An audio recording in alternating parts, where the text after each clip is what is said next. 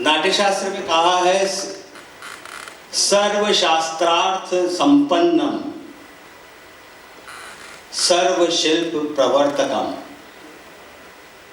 सभी शास्त्रों का जो संपन्न होता है और सभी शिल्पों को जो प्रवर्तित करता है, जागृत करता है, उन्मेलित करता है, उद्वेलित करता है, वो नाटक होता है। तो दुनिया में जो कुछ भी हम देख रहे हैं सब कुछ वो एक नाटक, छोटे से नाटक के रूप में वो मंच पर अवतरित हो जाता है। उसी का एक प्रतिबिंब बन करके जो कुछ दुनिया में हो रहा है। तो आज हमने दो नाटक ऐसे ही देखे, एक मोहन राकेश जी का आधे अधूरे और दूसरा अभी राजदीप भाई का भंवर। दोनों में ही हमारे समाज की जो विद्रूपताएं हैं, जो कठिनाइयां हैं, जो आपसी रिश्तों की जो एक उलझन है, उसको प्रकट करते हुए दो नाटक थे। बातचीत तो हमें पहले आधे अधूरे से करनी थी, लेकिन दुखद समाचार मिला कि वो हमारे उसके निर्देशक वो स्वास्थ्य कारणों से यहाँ पे उपलब्ध नहीं हैं। तो उनके प्रतिनिधि के रूप में हमारे पास में दो उस नाटक के अभिनेता और उसके सह निर्देशक हमारे साथ में हैं। तो बातचीत मैं पहले आप ही से शुरू करता हूं कि कपिल जी, आधे अधूरे जो नाटक है, आज के नाटक में क्या आपको ऐसा नहीं लगा उसकी गति कुछ ज़्यादा तेज हो गई थी? क्योंकि जिस तरह का वो उलझा हुआ चरित्रों का नाटक है, उसमें अगर थोड़ा ठहराव ज़्यादा होता, क्योंकि उलझन में आदमी भाग नहीं सकता, लेकिन आज थोड़ा सा ऐसा लग रहा था कि हमारी गति शुरुआत में बहुत तीव्र थी। हो सकता है आपको ऐसा लगा हो, और ये जो प्रयास था, ये निर्देशन का जानबूझ के किया गया प्रयास था। वो घटनाओं को तीव्रता से दिखाने का ही उनका प्रयोजन था कि वो तीव्रता से चले। जितनी तेज़ी से ज़िंदगी भागे जा रही है, जितनी तेज़ ज़िंदगी की दौड़ चल रही है, और आज जितनी फास्ट फॉरवर्ड लाइफ हो गई है, उसी फास्ट फॉरवर्ड लाइफ में एक शुरू का जो पहला हाफ है, या जो 2 हाफ तक जो नाटक है, वो तीव्र गति से चले, और उसके बाद जब जुनेजा का चरित्र आता है, वहाँ आके उसमें ठहराव आए और एक चिंतन आए, और फिर वो स्ट्राइक जो है वो उस तरीके से करे कि दर्शक उसके बारे में सोचे। तो ये और बाकी इसके बारे में जो ज़्यादा बेहतर तरीके से ऋषिकेश जी कर सकते हैं, लेकिन जो हमसे डिस्कस हुआ उनका ये, उन्होंने बाय इंटेंशन ये प्रयास किया था कि नाटक का शुरू का जो हाफ है, वो चंक वो एक तेज़ गति से चले, और बाद में जाके वहाँ पर जाके कहीं ठहराव। ये आप सही कह रहे हैं कि ये इस प्रश्न के हकदार तो वही थे, क्योंकि उन्होंने किस तरह से कंसीव किया था और वो क्या आप लोगों से लोग करवाना चाह रहे थे, तो सही जवाब तो वही दे पाते। राजदीप जी, मैं आपसे प्रश्न करना चाह रहा हूँ कि आप एक अच्छा नाटक लिखा, आपने अच्छा विषय चुना, लेकिन पूरे नाटक में कई बार ऐसा लगा कि अब नाटक यहाँ खत्म होने वाला है, और फिर वो पुनरावृत्ति सी महसूस हो रही थी। तो इसकी वजह क्या थी? मतलब घटनाओं, वो जो विषय था, कई बार उठ के अलग अलग तरह से वो एक ही एक बात आ रही थी।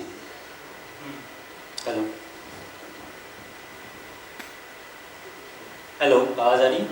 ओके। सो पहले मैं बताऊं कि ये जो मैंने ड्राफ्ट लिखा है, ये मेरा तीसरा ड्राफ्ट है, और इसे मैंने 2023 के एंड में लिखना चालू किया था।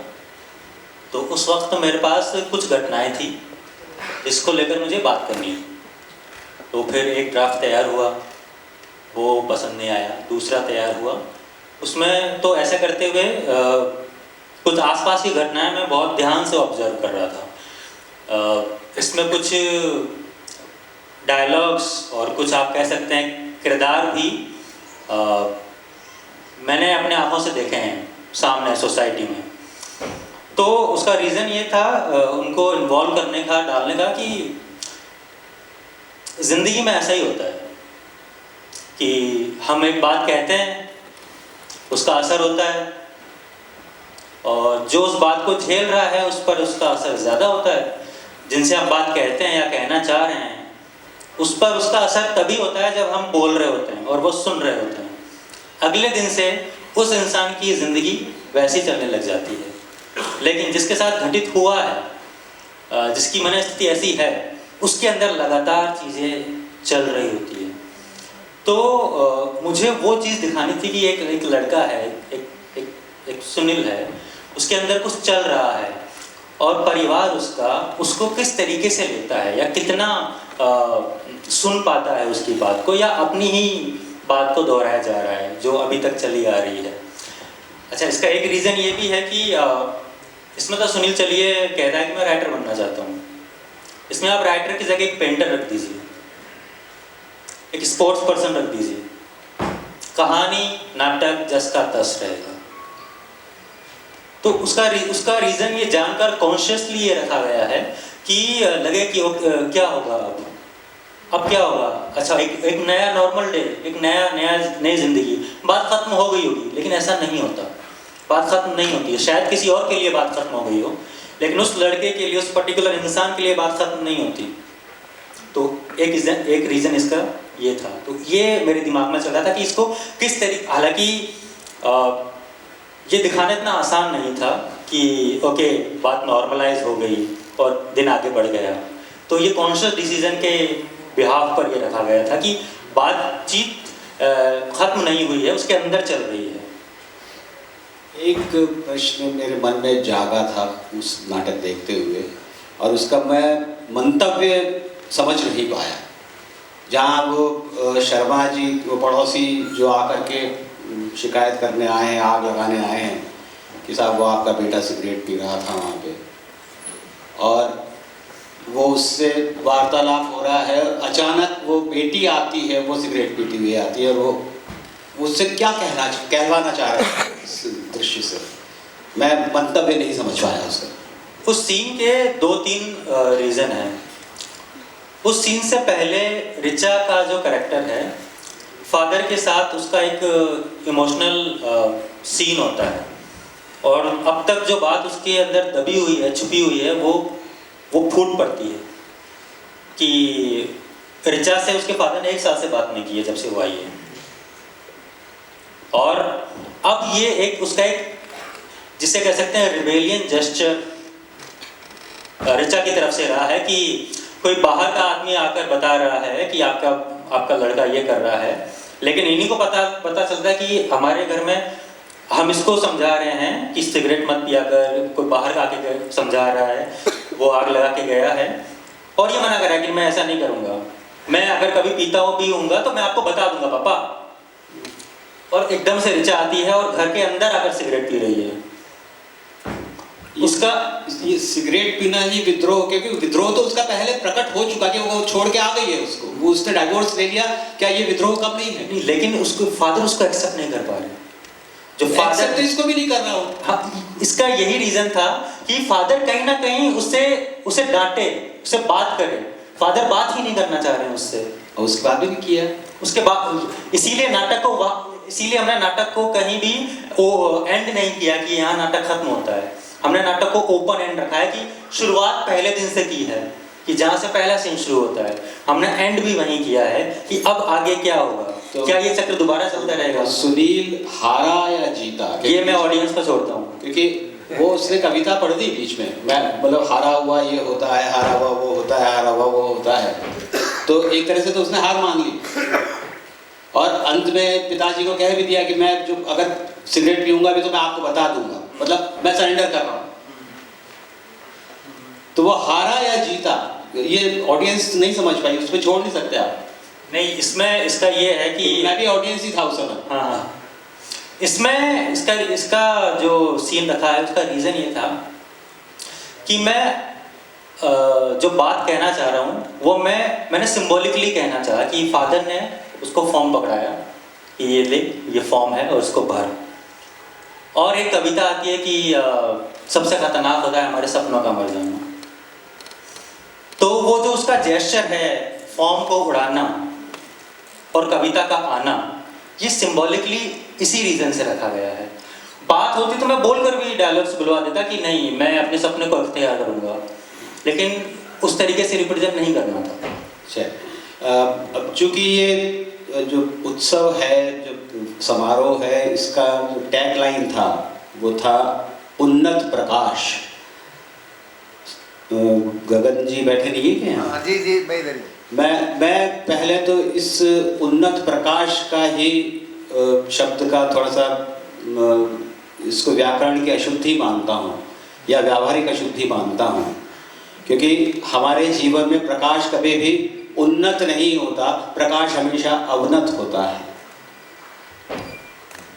उत्कृष्ट प्रकाश हम कर सकते थे, इसका थीम। उन्नत प्रकाश अगर हम नीचे से लाइट देंगे तो बड़ा घोस्ट इफेक्ट आएगा, वो गड़बड़ हो जाएगी, हमारे पर्पस सर्व नहीं होगा। तो खैर वो ये थोड़ी सी चुगलबाजी भी है, लेकिन एक ग्रामेटिकल मिस्टेक इसमें मुझे जो प्रतीत हुई मैंने बता दी। तो शहरजोर भाई ने आज दोनों नाटकों की प्रकाश व्यवस्था की। अब आधे अधूरे पे तो मैं बात नहीं कर सकता, क्योंकि उन्हें आज ही जिम्मेदारी सौंपी गई और उन्होंने तुरंत उसको संभाला है। मैं इस नाटक पे बात करूंगा। सलाहकार भी हैं इस नाटक के, आज वाले आधे अधूरे के। हाँ जी, दिलीप सिंह जी। हाँ, दिलीप सिंह जी, चलिए आधे अधूरे की बात आपसे कर लेते हैं कि जो प्रश्न मेरा इनसे था कि वो गति वाला कुछ संबंधों का जो उलझाव उसमें प्रकट होना चाहिए था, क्या वो लाउड नहीं हो गया था कई जगह पे? वो उस क्योंकि उलझने इतनी ज्यादा गहरी हैं कि वो अगर उसका विस्फोट हो गया तो वो खत्म हो जाएंगे। वो सुलग रही है अंदर वो उलझने, तो वो सुलगती हुई की बजाय वो ऐसा ज्वालामुखी एक आध बार मुझे लगा। नमस्कार। पहले तो मैं दोनों टीमों के निर्देशकों को बधाई देना चाहूँगा और क्यूरियो टीम को बधाई देना चाहूँगा कि मुझे बीकानेर से यहाँ बुलाया और ये सम्मान दिया, उसका मैं तहे दिल से आभार व्यक्त करता हूँ। दोनों नाटक मैंने देखे। आधे अधूरे चूंकि 1969 का लिखा हुआ नाटक है और इसका पहला मंचन दिशांतर ने किया था ओम शिवपुरी जी के निर्देशन में दिल्ली में। तब से लेकर शायद ही कोई शहर छूटा है जहां आधे अधूरे नहीं हुआ हो। एक कालजी करती है, इतना पहले लिखा गया है, लेकिन आज भी लगता है कि ये प्ले आज भी आज के समाज में भी जिंदा है। अब इस प्ले को लेकर 4 दिन पहले बीकानेर में हेमानी जी आई हुई थी, उन्होंने भी इस प्ले को किया था, तो उनसे भी बात हुई थी। खैर, मैं चूंकि सलाहकार के रूप में फिजिकली तो टीम से नहीं जुड़ पाया, ऋषिकेश से कुछ फोन पर बातचीत हुई थी इस प्ले को लेकर, तो ज्यादा तो नहीं हुई, डिजाइन को लेकर थोड़ी सी बात हुई थी, तो वो अगर होते तो मैं उनसे पूछता। उन्होंने कहा था भी हमने इस प्ले में एक सिंबॉलिक चीज डाली है, मुखौटा उन्होंने कुछ बनाया था जो सभी कलाकारों को लगाया था। खैर, उसकी वैसे आवश्यकता भी नहीं थी। नो डाउट नाटक अच्छा था। अगर उस स्पेस की जगह नाटक को ये स्पेस मिलता तो शायद नाटक और ज्यादा कलरफुल हो जाता। कलरफुल का मायने और ज्यादा अपनी बात कहने में सक्षम हो जाता। लेकिन नाटक कहीं भी हो, नाटक नाटक ही होता है। नाटक की टीम का चुनाव ऋषि ने बहुत बेहतरीन किया है, खासकर सावित्री और बड़ी लड़की का जो किरदार उन्होंने आवंटन किया है, निश्चित तौर पर उन दोनों ने बहुत मेहनत की है और काफी प्रयास किया है अपने कैरेक्टर के माध्यम से। जैसा कि सर ने कहा कि स्पीड थोड़ी सी फास्ट थी, बात आपकी जायज है। थोड़ी सी स्पीड को अगर ये होल्ड कर लेते तो उस नाटक की बात में जो चीज आती वो और ज्यादा कम्युनिकेट हो पाती। थोड़ा सा हमें भी कहीं लगा कि नाटक फास्ट गति से चल रहा है, इतनी फास्ट की आवश्यकता नहीं है। कुछ एक उन्होंने प्रयोग जो किए हैं आधे अधूरे में कतई आवश्यकता नहीं है। देखिए 69 में प्ले लिखा गया है और एकमात्र हिंदुस्तान में ऐसा प्ले है जो बगैर डायरेक्टर के भी हो सकता है। एक ऐसा प्ले है जो मोहन राकेश ने लगभग 1.5 साल तक टीम के साथ रहकर, टीम रिहर्सल कर रही है, मोहन राकेश जी बराबर बैठते थे और हर ड्राफ्ट के बाद में मोहन राकेश जी टीम के बात करते थे और लिखा जाता था, ड्राफ्ट चेंज होता था, फिर लिखा जाता था और तब जाकर ये आधे अधूरे तय हुआ। तो आधे अधूरे आप लोगों ने, काफी नवे लोगों ने पढ़ा है, हर किरदार के आगे ब्रैकेट दिया हुआ है। फला पात्र इतना चलेगा, सीढ़ी के प्यास जाएगा, टेबल के पास ये चीज उठाएगा जाएगा, मतलब बगैर निर्देशक के भी आधे अधूरे आप ब्लॉकिंग कर सकते हैं। मुझे थोड़ा सा जो अगर ये आगे के शो में 2-4 चीजें अगर छोड़ दें, खासकर एक उन्होंने एक प्रयोग किया था फ्लैशबैक का, जो महेंद्र नाथ जो कैरेक्टर है, तो महेंद्र नाथ को अगर आगे के शो में ये अगर न लाए तो नाटक में 4 चांद और लग जाएंगे, क्योंकि जितनी महेंद्र नाथ की अनुपस्थिति है वही उस किरदार का असली कैरेक्टर है। क्योंकि महेंद्र नाथ की बात महेंद्र नाथ खुद नहीं कहता बल्कि उसके कैरेक्टर कहते हैं। दूसरा, इस कैरेक्टर की जो बड़ी लड़की है बहुत ही शानदार, मैंने अभी दिल्ली में भी इसके 4-5 शो देखे थे, लेकिन इस कैरेक्टर गुड़िया ने बहुत ही शानदार तरीके से पकड़ा। लेकिन वही 2-4 इम्प्रोवाइजेशन उससे कराए, जैसे बादाम वाला, और जो वो अशोक से मुंह बिचकाती है या बात करती है, वो उसके कैरेक्टर को तोड़ती है। ये एक ऐसा नाटक था जिसमें एक कैरेक्टर और था, मनोज। तो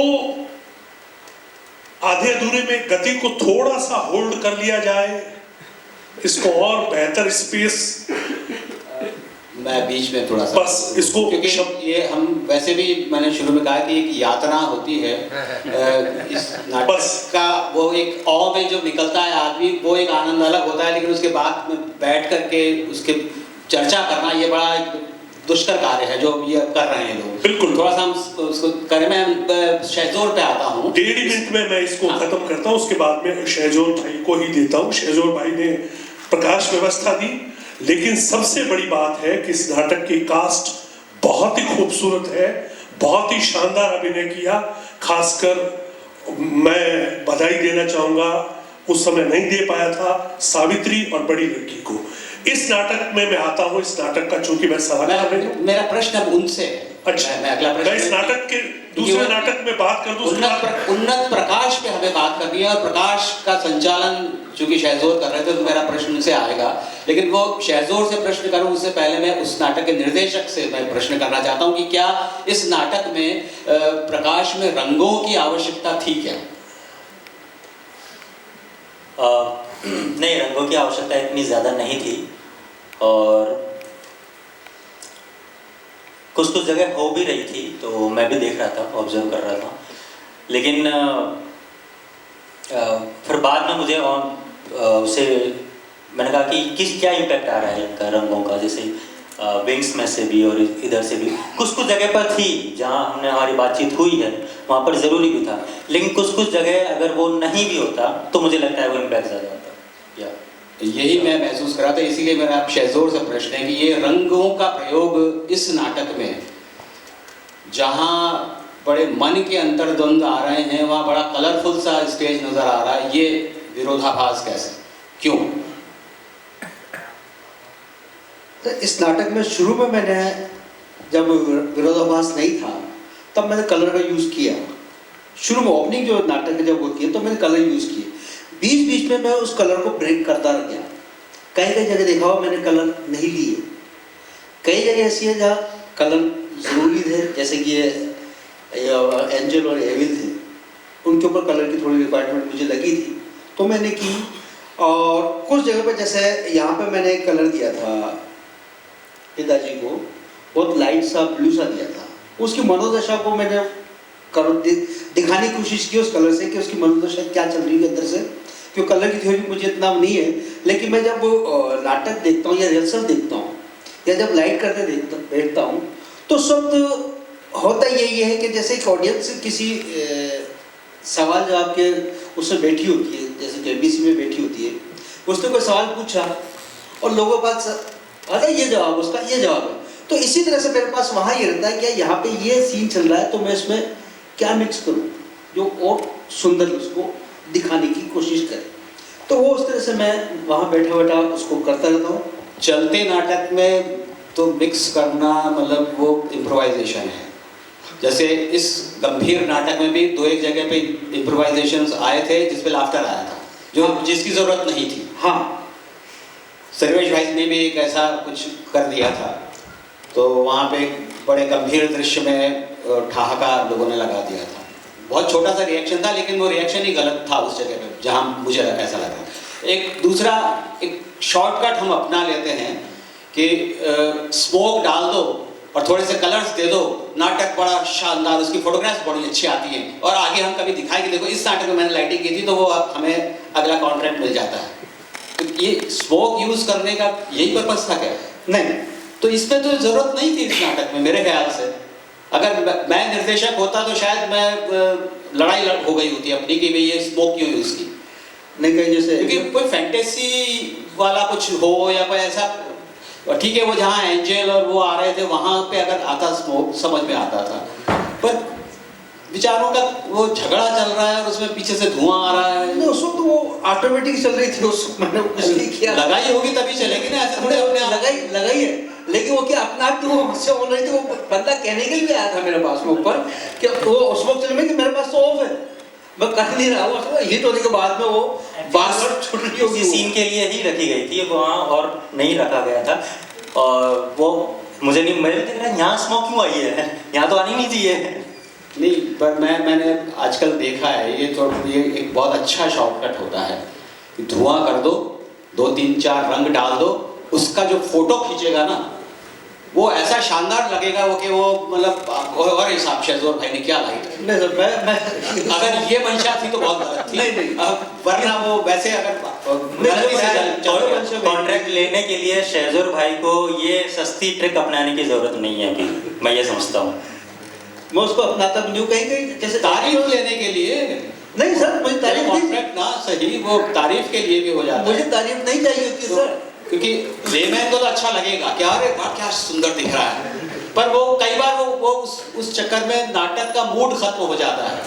जो मूड, जिस मूड पे हम चल रहे हैं, बह रहे हैं, अचानक वो भटकाव आ जाता है। और लाइट जो है वो जैसे संगीत के कार्यक्रम में कोई अगर सितार वादन कर रहा है तो एक साथ में जो तबला बज रहा है वो संगतकार है, वो मुख्य कलाकार नहीं है। लेकिन अगर वो प्रोमिनेंट नजर आने लग जाएगा तो फिर वो बेचारा मुख्य कलाकार दब जाएगा। तो वैसे ही अगर एक मूड के साथ नाटक में लाइट मूड को फॉलो कर रही है, अगर उसके ऊपर सवार हो जाएगी तो नाटक बेचारा दब जाएगा, मेरा ऐसा मानना है। हाँ बिल्कुल सही है। और ऐसा प्रतीत इस नाटक में 2-3 जगह पे मुझे लगा था, अब इसलिए मैंने ऑब्जेक्शन किया। मॉर्निंग सीन जो लिया था सर मैंने, जो उसमें क्योंकि मॉर्निंग था इफेक्ट, वो तो मॉर्निंग का इफेक्ट मैं उस लाइट से स्मोक से देने की कोशिश की, जाली मैंने लगाई थी। मॉर्निंग में हरा रंग कहाँ आता है भाई? हरा नहीं सर, हरा गुलाबी रंग आ रहा था मॉर्निंग में। बहुत देर बाद समझ में आया कि मॉर्निंग थी, क्योंकि वो पूजा करने लगी। वो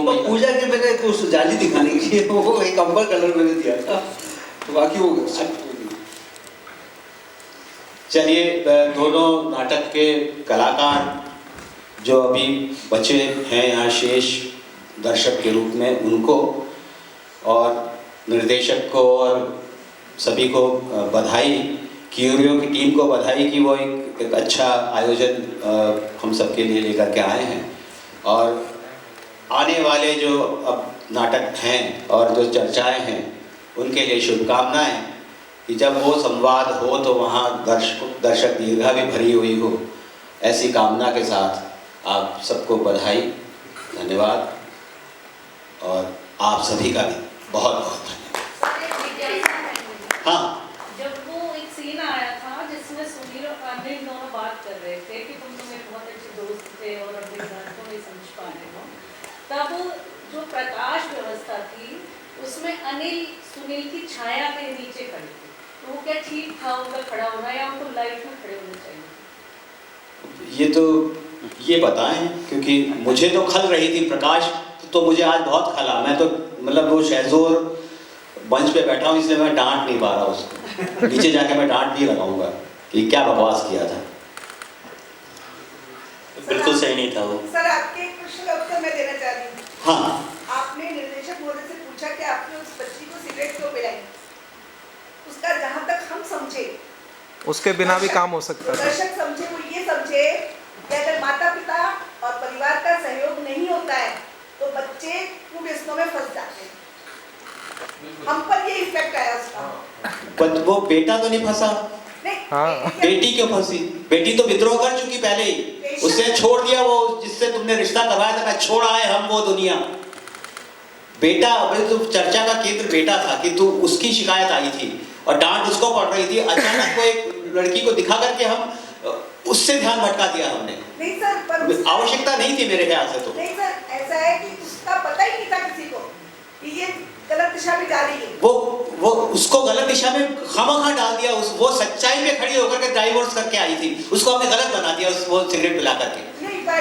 अगर उसने डाइवोर्स दिया था इसलिए दिया था कि वो जो उसका पति जो था वो नालायक था, नाकारा था, किसी काम का नहीं था और वो खुदगर्ज लड़की थी, इसलिए वो छोड़ के आई है। उसका कैरेक्टर जितना सॉलिड था वहां आकर के बिल्कुल उसको गर्भ पे गिरा दिया। नहीं, पर सर माँ बाप का सहयोग भी उस समय बहुत जरूरी है। जब बच्चा डिप्रेशन में आ रहा है तो उसको संभालना बहुत जरूरी है। वो शायद ये दृश्य आपके लिए ही रखा था ये मैं सहमत नहीं हूँ। राजदीप जी, बाकी आधा मिनट आपके नाटक पे भी मैं बोल देता हूँ। बिल्कुल बिल्कुल सर, बोलिए। बाकी सारी चीजें सर ने बता दी है। वाकई आपने नाटक बहुत अच्छा लिखा है और खासकर जो एक मोनोलॉग है बच्चे का, उस बच्चे के मोनोलॉग से पहले जितना भी नाटक होता लाजवाब। मैं तो कहता हूं कि आप इस नाटक का जो सेंटर कैरेक्टर वो लड़का है, मैं तो ये कहता हूं कि सेंटर कैरेक्टर उस लड़के को पिता ने शानदार जो काम किया है, पिता पर जो चीज लिखी, बधाई के पात्र है कि आपने वाकई ऐसा कहीं लगा नहीं कि एक पिता इस तरह से भूमिका कर रहे हैं कि आपने उनको हीरो की तरह, उनके लाइन और उनके सारी चीजें बहुत ही शानदार है। बस उस मोनोलॉग के बाद में जो सिगरेट का टुकड़ा है या ये जो दो आपने प्रयोग किए हैं, इस ड्राफ्ट को बदल दें या कुछ और आपके दिमाग में आ रहा है तो शानदार एक प्रस्तुति राजस्थान में खड़ी हो सकती है। आधा नाटक तो लाजवाब है, उसके लिए मेरी बीकानेर की तरफ से वाकई शानदार तारीफ है। और भाई साहब ने क्या गजब का रोल किया, मैं कि आपने बहुत ही शानदार अपने चरित्र को निभाया, इसके लिए पूरी टीम बधाई के पात्र है। Thank you sir. Actually sir उसका रीजन ये था कि फादर कहीं भी अपनी जगह पे गलत नहीं है, उन्होंने अपनी जिंदगी देखी है, उसके एक्सपीरियंस लेकर वो उनको जवाब दे रहे हैं। तो वो कहते हैं ना, मोहन राकेश जी का कोटेशन है कि द्वंद्व वहां नहीं है कि सही और गलत में से चुनना, द्वंद्व वहां है कि दो सही में से किसी एक को चुनना।